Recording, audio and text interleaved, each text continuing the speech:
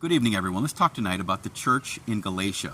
The book of Galatians is a desperate plea from Paul, writing them a letter from afar, telling them, you started out so well, you had the gospel, you had Christ and Him crucified, now you're falling for false teachers that are trying to put you back under the law. What does it say in chapter 4 and verse 21? Tell me, you Galatians, that desire to be under the law? Do you not hear what the law says? It brings a curse, my friends, and the Galatians were falling for it in some respects.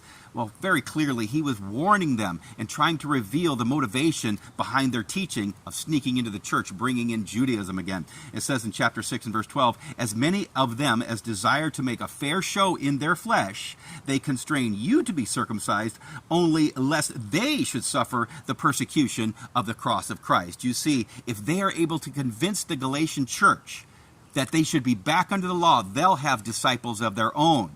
And rather than come to the cross and be crucified and be persecuted for that themselves, they would convince people to go back under the law. And some of the Galatians were falling for it. What does it say in Galatians chapter 6 and verse 13?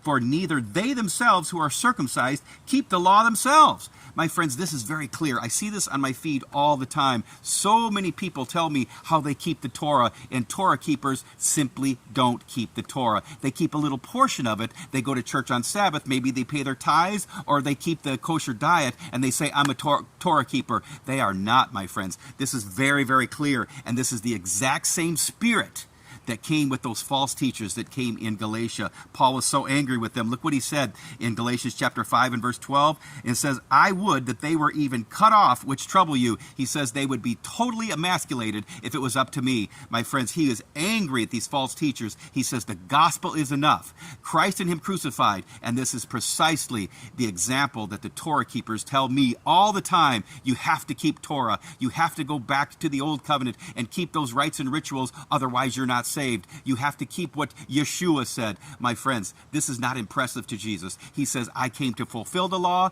and I came to fulfill it completely. You don't have to keep those things anymore. Do not fall for the church of Galatians' false teachers.